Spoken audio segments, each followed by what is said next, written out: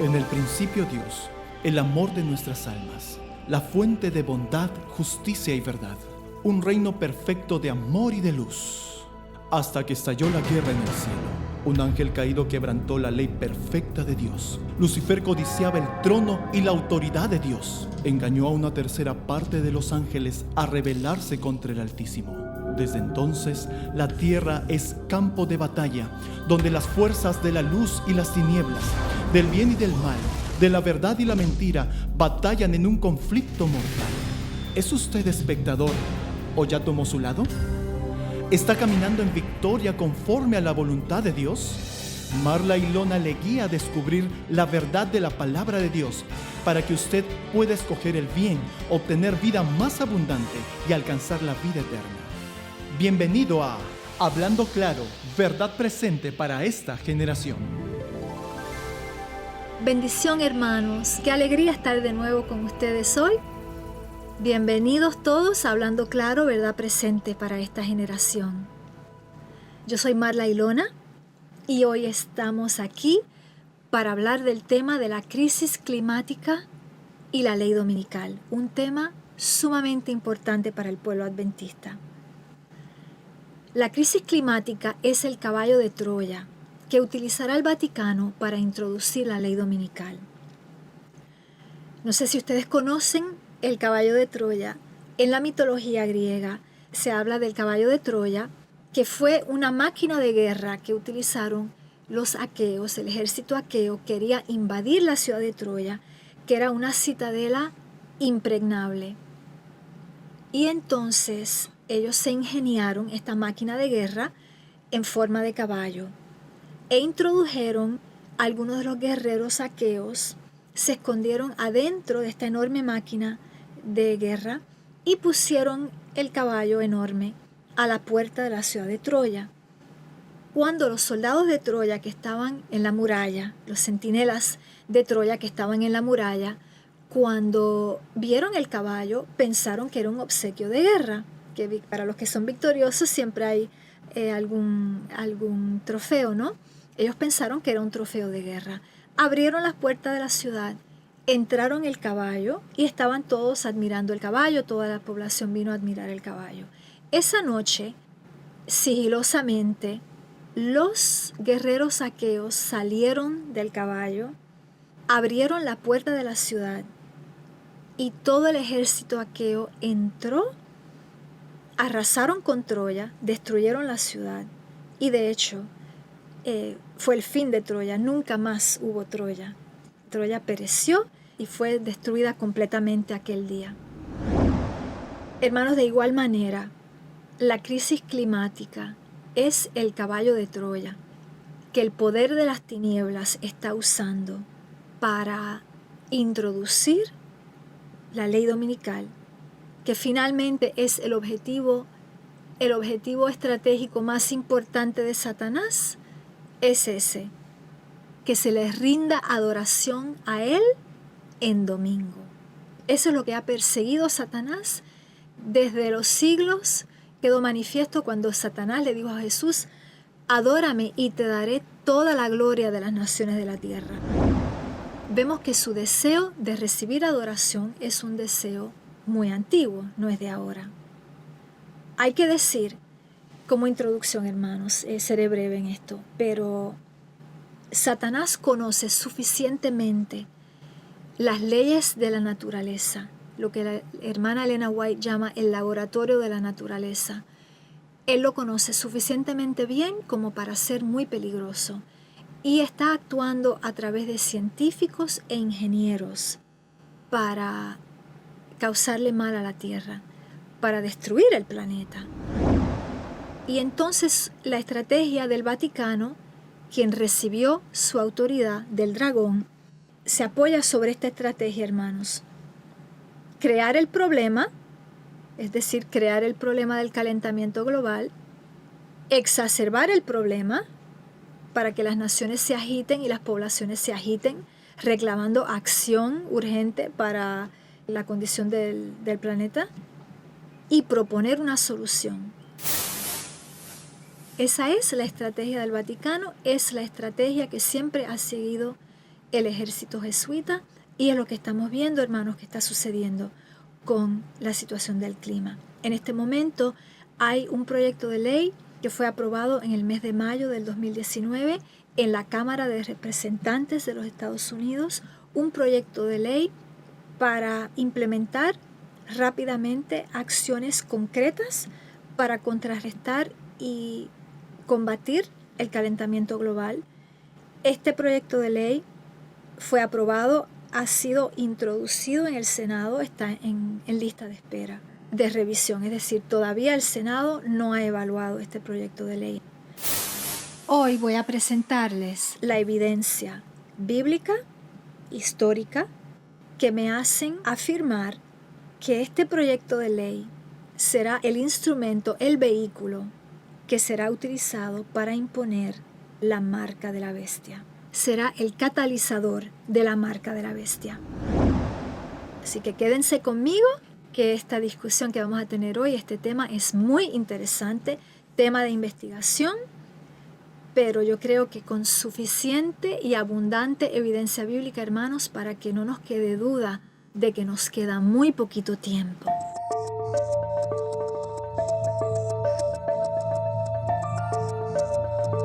El cetro del poder, núcleo del gran conflicto. Vamos a empezar con la evidencia bíblica. Hay un fundamento bíblico, hay algo muy importante que hay que entender en el gran conflicto de Génesis a Apocalipsis. Hay algo, hermanos, que es el objeto de la contienda entre Dios y Lucifer, entre Jesús y Satanás. Y es el cetro del poder, el cetro del poder, el cetro de autoridad. Es el núcleo del gran conflicto. El cetro emana del trono de Dios. ¿Por qué? Porque el cetro es símbolo de autoridad y es símbolo de poder, es símbolo de dominio. El poder, la autoridad y el dominio supremo están en el trono de Dios. De ahí emana por delegación todo cetro de poder o de autoridad. Déjenme explicarles. El gran conflicto empezó en el cielo.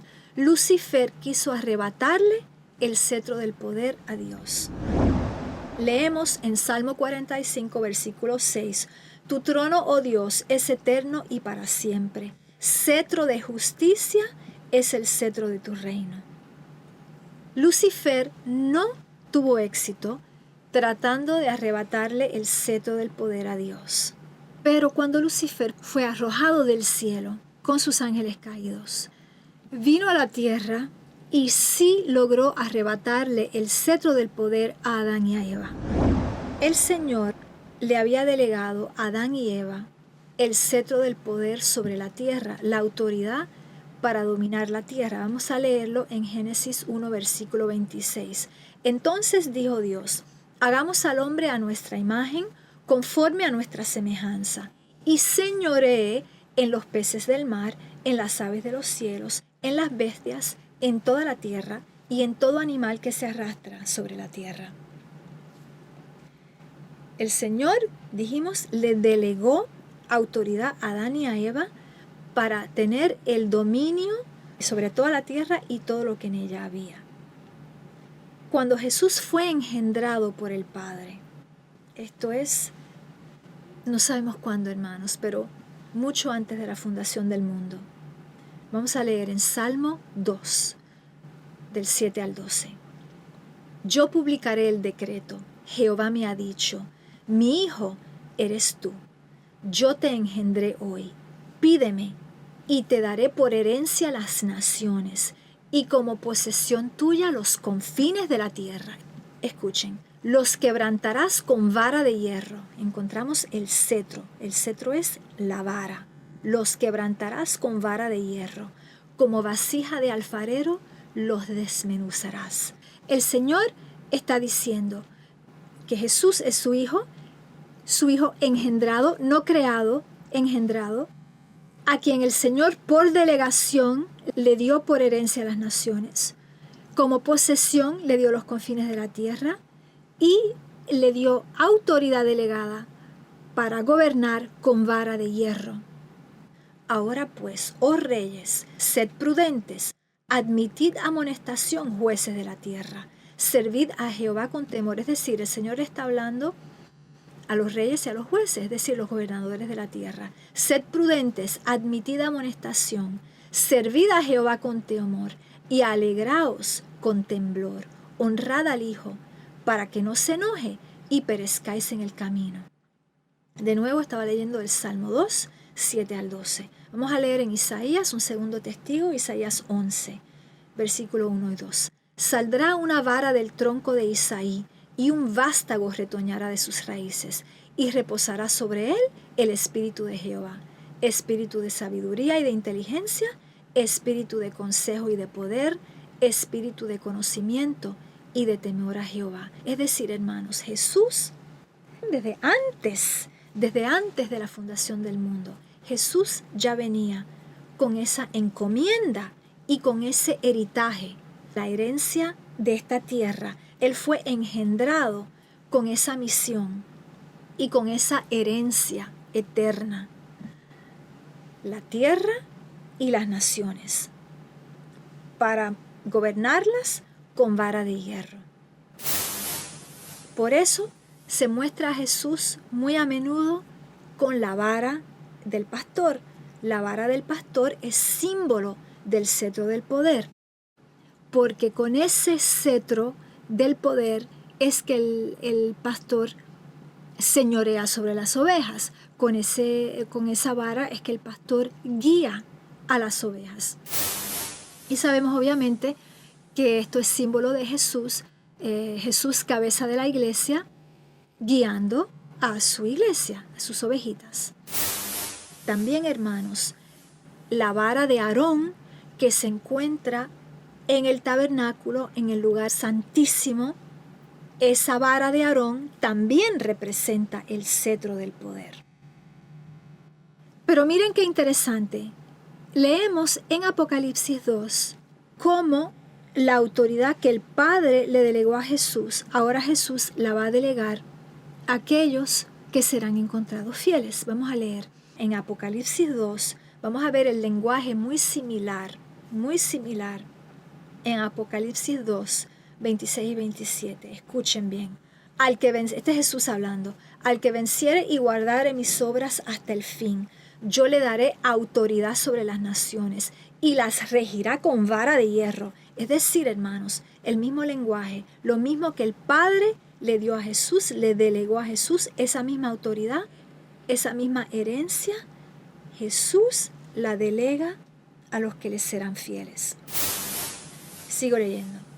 Y serán quebradas como vaso de alfarero, es decir, las naciones serán quebradas como vaso de alfarero, como yo también la he recibido de mi Padre. Es decir, si acorto, dice, yo le daré autoridad sobre las naciones como yo también la he recibido de mi Padre. Es decir, autoridad delegada. Vemos la cadena de autoridad del Padre al Hijo y del Hijo a sus discípulos fieles, aquellos que seremos fieles a Él hasta el final. Tendremos esa herencia también, hermanos. Seremos reyes y gobernadores de la tierra.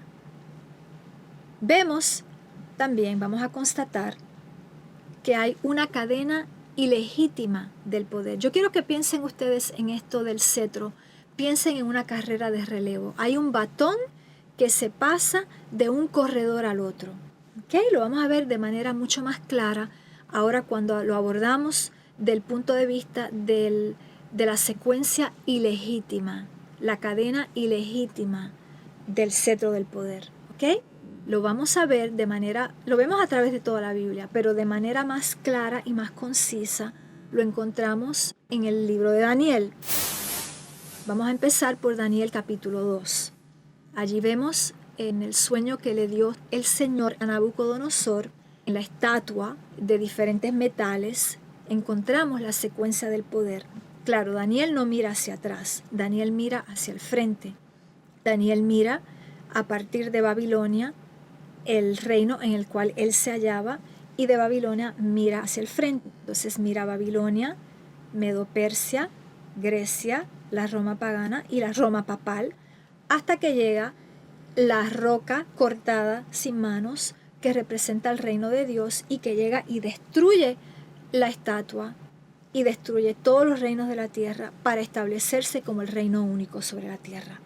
Está escuchando Hablando Claro, verdad presente para esta generación.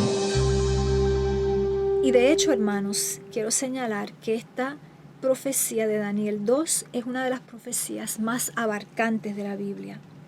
Llegamos a Daniel 7 y en Daniel 7 encontramos el segundo testigo, donde también el profeta le es mostrado en una visión simbólica los símbolos que representan a esta misma cadena de naciones, esta cadena que se transmite el cetro del poder secular. Tenemos Babilonia, Medo-Persia, Grecia, Roma pagana, y se introduce la Roma papal, que lo vimos en los pies de la estatua. La Roma papal es los pies de la estatua, que comienza a ser una amalgama de poder secular y poder espiritual. Los pies de la estatua son de barro y de hierro, es decir, una combinación de Estado e Iglesia. Tenemos un tercer testigo en Daniel 11. Daniel 11 es una recapitulación de todas las luchas de poder entre los diferentes reinos hasta que llegamos a destilar claramente el reino del norte y el reino del sur, el rey del norte y el rey del sur, el rey del norte que representa a Babilonia y la Babilonia espiritual, es decir, el Vaticano, el papado, y el rey del sur que antes representaba a Egipto, pero que ahora representa el mundo secular y el mundo ateo. Así que tenemos 3 testigos solo en el libro de Daniel que nos hablan de esta cadena del poder, la cadena del cetro del poder, y en este caso estamos viendo la secuencia o la cadena del poder secular, la cadena ilegítima. Bueno, ya hemos visto la problemática del cetro del poder. El libro de Daniel nos presenta esta problemática y en el capítulo 12 de Daniel vemos cómo el cetro del poder será restaurado a Jesús y por delegación a su pueblo. Y ese será el desenlace del gran conflicto.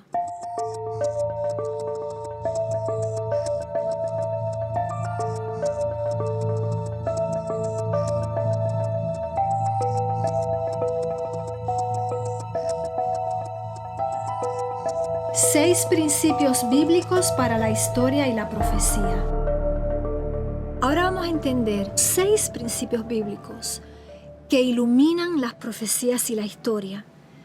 Estos principios bíblicos nos ayudan, hermanos, a entender mucho mejor la palabra de Dios. Nos ayudan a profundizar y a entender grandes misterios, hermosos misterios que hay en la palabra de Dios. Y también nos ayudan a entender la historia y, por extrapolación, las profecías.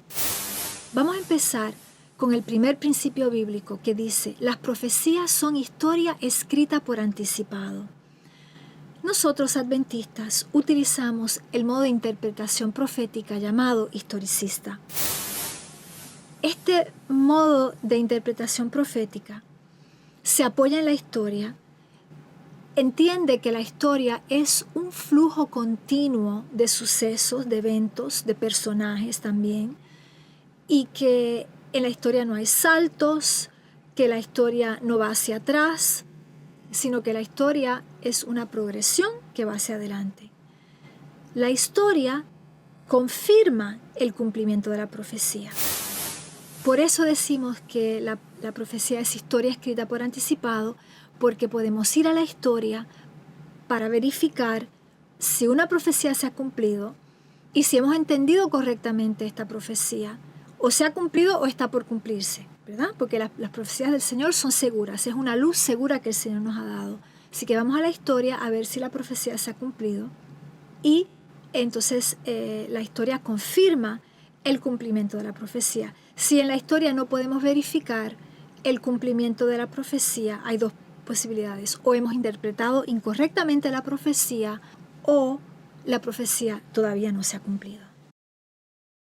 El segundo principio bíblico, que también está relacionado con la historia, dice que la historia se repite. Hay un movimiento de avance, ¿no? La historia avanza, la historia no va hacia atrás, la historia va hacia adelante. Pero sí hay repetición. Vamos a leer en Eclesiastés 1, versículo 9. ¿Qué es lo que fue? Lo mismo que será. ¿Qué es lo que ha sido hecho? Lo mismo que se hará. Y nada hay nuevo debajo del sol. Saber que la historia se repite nos permite identificar los patrones históricos repetitivos para discernir cómo se cumplirán las profecías futuras. Primero, que podemos ir a la historia y verificar que sí, que lo que dice la palabra en Eclesiastés 1, versículo 9, es cierto. La historia se repite. Hay patrones históricos repetitivos.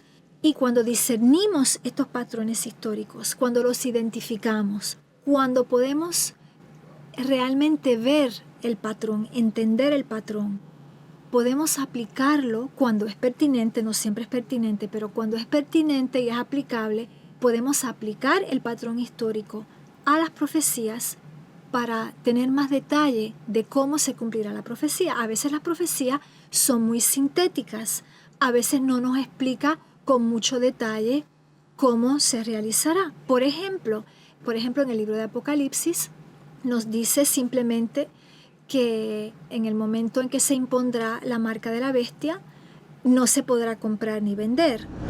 Punto. Eso es todo lo que nos dice la profecía. Sabemos que es cierto, podemos contar con ello, pero ¿cómo se hará? ¿Cómo vamos a llegar a ese punto de dominio económico del poder de la bestia? ¿Cómo se va a llegar ahí? Pues no lo sabemos, por la profecía no nos lo detalla. Pero si vamos a la historia, podemos encontrar patrones repetitivos que nos van a ayudar a comprender cómo se hará, cómo será el proceso. El principio bíblico número 3. En la boca de 2 o 3 testigos, cada palabra será establecida. Hermanos, este principio bíblico es un principio absolutamente fundamental y estructurante. La palabra de Dios está estructurada sobre este principio. Por eso, la palabra está escrita en 2 libros, el Antiguo Testamento y el Nuevo Testamento. ¿Por qué hacía falta 2 libros, hermanos? Por esta ley. Porque es una ley. En la boca de 2 o 3 testigos, cada palabra será establecida. Si falta un testigo, si hay solamente un testigo, no será establecido. Lo leemos claramente en Deuteronomio 17, versículo 6.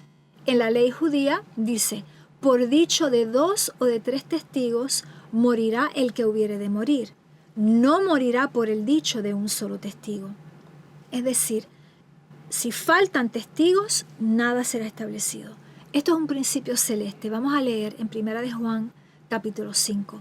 Porque 3 son los que dan testimonio en el cielo: el Padre, el Verbo y el Espíritu Santo. Y 3 son los que dan testimonio en la tierra: el Espíritu, el agua y la sangre. En evangelismo, Jesús los envió siempre 2 por 2. En resolución de conflictos en la iglesia, es el mismo principio que de la ley judía, para pero para tal vez amonestar a algún hermano que está exhibiendo una conducta inapropiada en la iglesia. Pues tiene que haber, un hermano puede hablar con el hermano a solas, ¿no? Pero si el hermano insiste que no quiere escuchar, pues entonces tienen que venir 2 testigos o 3, y si no, entonces toda la iglesia. Pero Jesús nos ha dado este proceso. En la historia vamos a ver cómo se aplica este principio de 2 o 3 testigos. Principio bíblico número 4, el principio de simetría y paralelismo. Son palabras grandes, hermanos, pero no quiero que tengan miedo, porque en realidad es muy simple. La simetría establece una relación de correspondencia entre 2 elementos. Puede ser 2 personajes bíblicos, puede ser 2 eventos, puede ser 2 patrones, puede ser 2, no sé qué más habría, puede ser el mismo vocabulario, un lenguaje similar. Todos estos son ejemplos de cosas, de elementos que podrían estar en relación de correspondencia.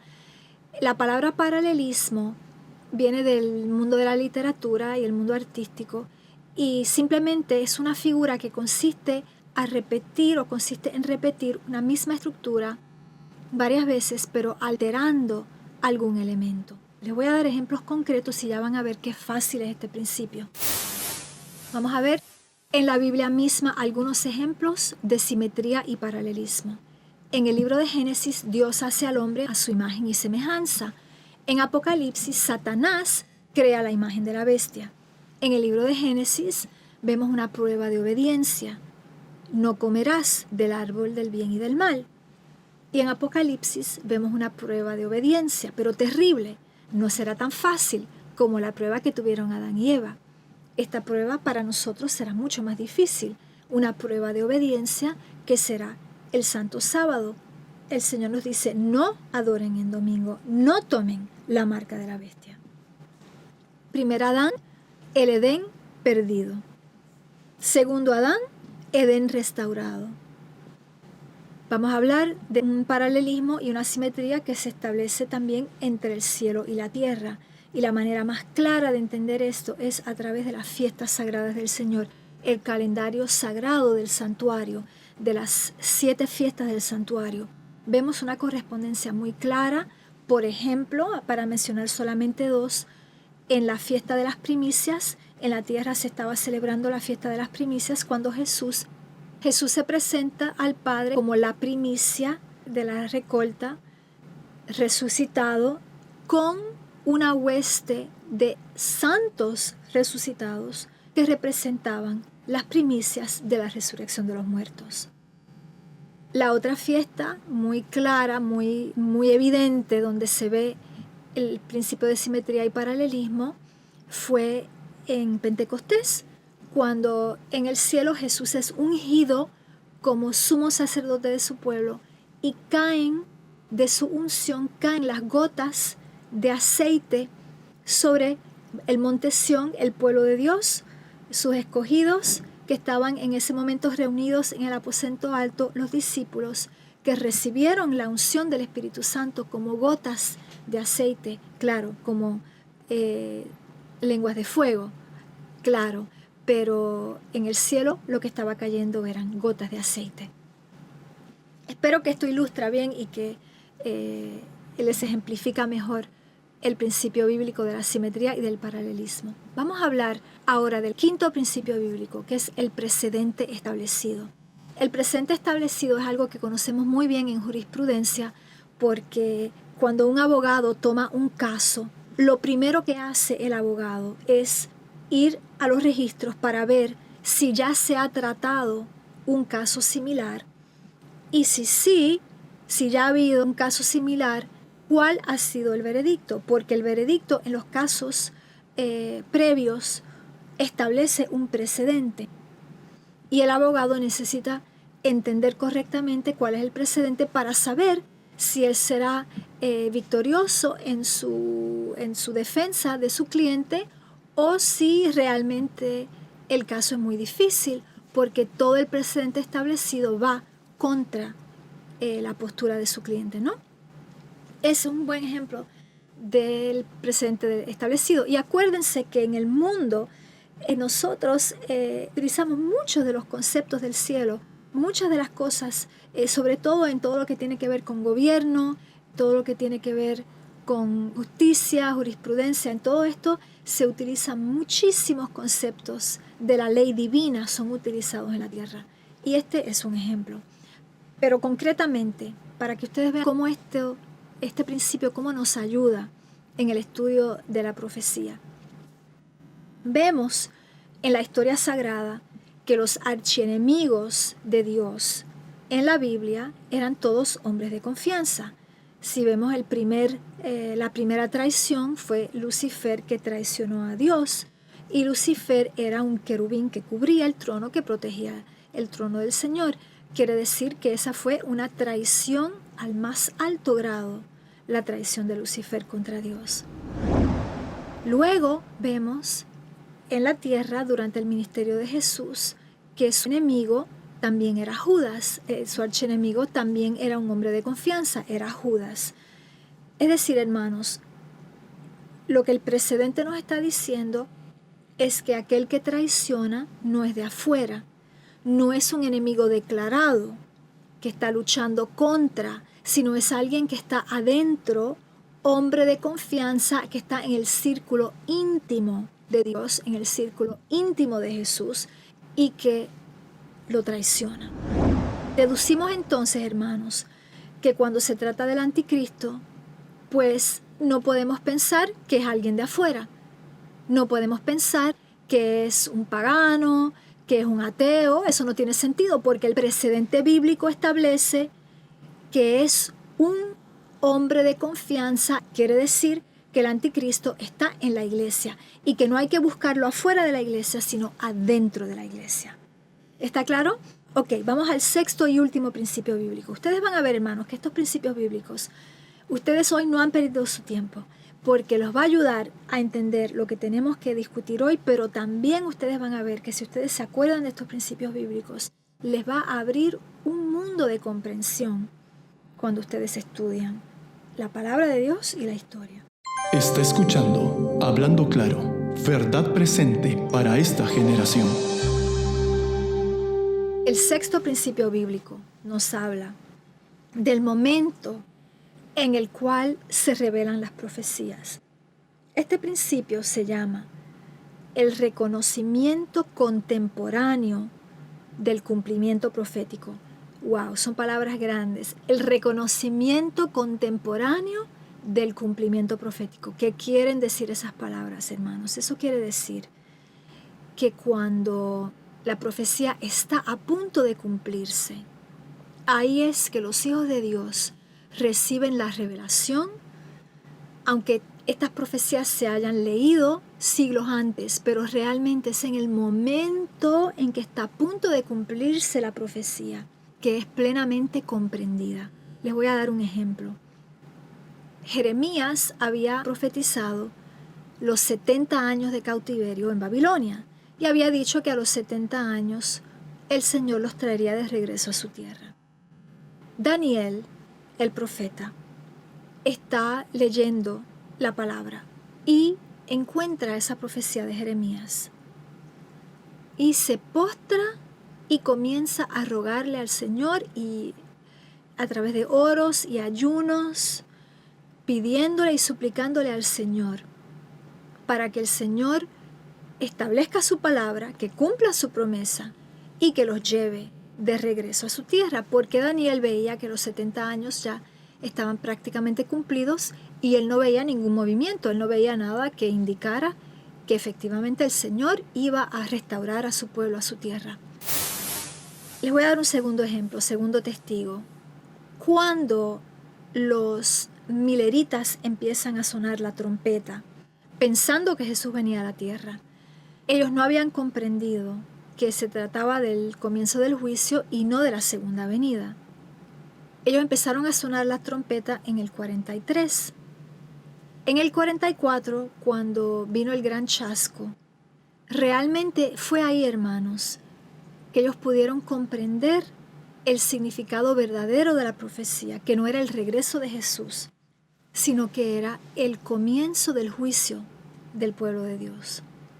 Realmente esa profecía había estado sellada a través de los siglos hasta que fue abierta por los mileritas. Bueno, hermanos, yo pienso que ahora tenemos una sólida base bíblica, muy sólida, para entender y estudiar el patrón histórico del dominio papal. Y no tendremos tiempo hoy, obviamente con siglos de historia, hay mucho que decir sobre la historia del papado. No vamos a poder cubrir todos los aspectos, pero sí vamos a concentrarnos y focalizarnos en lo que es más importante para los puntos que vamos a tratar hoy, y no lo olvidemos, es el calentamiento global, el calentamiento planetario, la crisis ecológica que estamos viviendo, la crisis climática y la ley dominical. Ese es nuestro tema. Yo voy a tener una focalización más directa sobre el rol y el papel muy clave que jugó Francia en el ascenso del papado, en la supremacía del papado en Europa.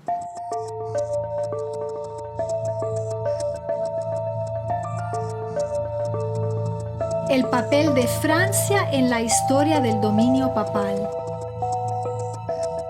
Vamos a empezar hablando de Francia y mencionando un detalle que muchas personas no conocen, y es que Francia es la hija mayor de la Iglesia. Francia tiene una tradición católica muy larga. Ustedes seguramente han oído hablar de Juana de Arco, que era una guerrera que peleaba por los reyes de Francia y por ende peleaba también por el reino del papado. ¿Y cómo comienza el envolvimiento de Francia con la Iglesia Católica? Empieza con el rey Clovis, el rey de los francos en aquella época. Esto es muy interesante, a mí me encanta la historia. Y yo viví 25 años en Francia, así que me interesa mucho. Es importante, es interesante entender la historia, porque si no, acuérdese, como lo dijo algún sabio, no sé a quién se le atribuye esta cita, pero hay alguien que dijo: el que no entiende la historia, el que no conoce la historia, será condenado a repetirla. Por eso nosotros queremos entender la historia para que no la repitamos.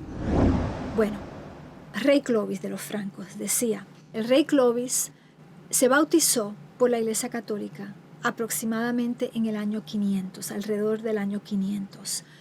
El papado ya estaba en modo de ascenso, porque acuérdense que decimos 538, el año 538 después de Cristo es el año en que comienza oficialmente la supremacía del papado en Europa. Quiere decir que ya en el año 500 el papado estaba en posición fuerte, ¿no? Dominante, pero no había sido aún confirmado como el monarca absoluto de Europa. El rey Clovis tenía un territorio mucho más grande que lo que es Francia actualmente. En aquella época el territorio francés abarcaba parte de Alemania, parte de Suiza, parte de Bélgica, parte sin duda de Austria, parte de Luxemburgo también. Y cuando él se declara católico, su esposa era católica, él se declara católico, se bautiza y declara que Francia será católica. Ahí empezó oficialmente el catolicismo en Francia. En el año 800 aproximadamente, es decir, 300 años más tarde, ya el papado había recibido la unción por la parte del emperador romano, confirmando su poder eclesiástico, pero Carlomagno ayuda a confirmar el poder secular del papado y a establecer y a fortalecer el poder secular del papado. Carlomagno fue el primer emperador europeo que tuvo esa ambición de unificar Europa como un imperio. Y él le dio al papado todo su apoyo en forma de tierras, en forma de ejércitos, en forma de dinero, en forma de políticos, diplomáticos, sin duda siervos también, poblaciones, ¿no? Es decir, él realmente le dio un sostén muy, muy estratégico al papado. Ahí fue que realmente el papado consolidó su supremacía total y absoluta como monarca europeo por excelencia. A partir de ese momento, los reyes europeos realmente estaban sujetos al Papa en todo, para toda decisión estratégica, para toda decisión importante, y de hecho hasta a veces para las cosas más simples, todos los monarcas europeos tenían que dirigirse al Papa para obtener la bendición del Papa. ¿Qué sucede, hermanos? El mismo país, Francia, que le dio origen al catolicismo en Europa, es el país que dispensó la herida mortal a la bestia. Napoleón Bonaparte, que fue el primer emperador de la República Francesa, lo que hoy se llama presidente, digamos que él fue el primer presidente de la República Francesa. Su ejército le dio la herida mortal al papado. La Revolución Francesa empezó en el 1789, pero en los años entre el 1789 y el 1798, cuando se le dio la herida mortal al papado, hubo un crecimiento, vamos a llamarlo así, hubo un crecimiento y una consolidación del poder secular, del ateísmo en Francia.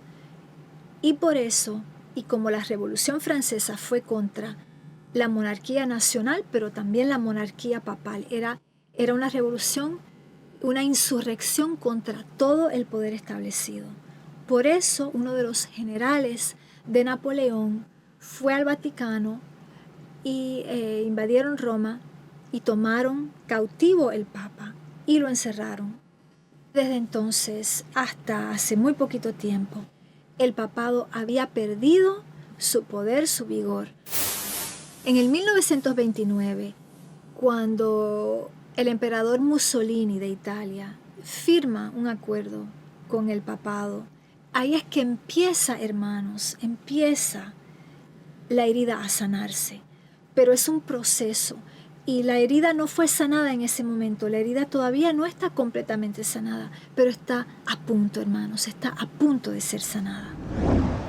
Bueno, hermanos, si decimos que Francia jugó un papel clave, muy clave, en el ascenso del papado al poder, y luego Francia juega un papel clave en darle la herida mortal al papado por el principio de simetría y paralelismo, sabemos con certeza que Francia jugará un papel clave en la restauración del poder del papado.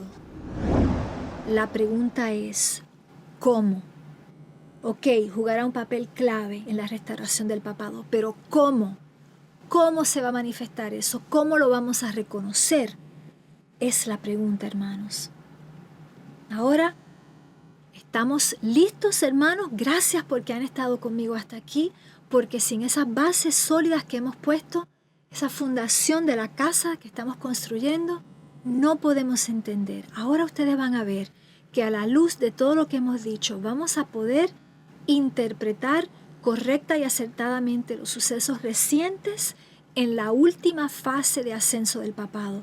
Porque acuérdense que el libro de Apocalipsis, de mismo que la estatua de Daniel 2, nos indican que el papado será el último gobierno, el último reino sobre la tierra cuando venga Jesús. Quiere decir, hermanos, que esa profecía tiene que cumplirse. Todavía el papado no es el presidente de las naciones, ¿verdad? Quiere decir que eso está por suceder. Y la pregunta es, ¿cómo va a suceder esto? ¿Cómo y cuándo?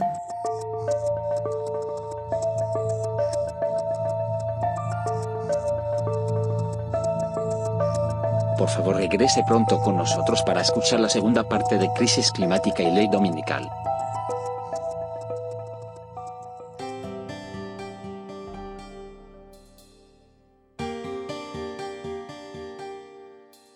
Si confesares con tu boca que Jesús es el Señor y creyeres en tu corazón que Dios le levantó de los muertos, serás salvo.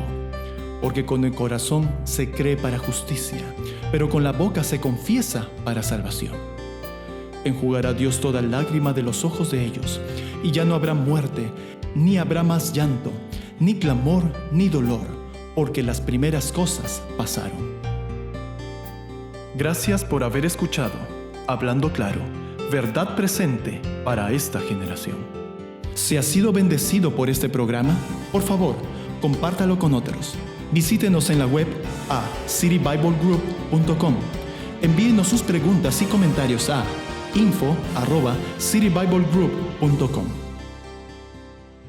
Hola, soy Marla Ilona. Gracias por estudiar conmigo la palabra de Dios. Por favor, cliquea sobre subscribe y la campanita. Selecciona All para ser notificado cada vez que publicamos un podcast o una video. Jesús viene pronto. ¿Estás listo?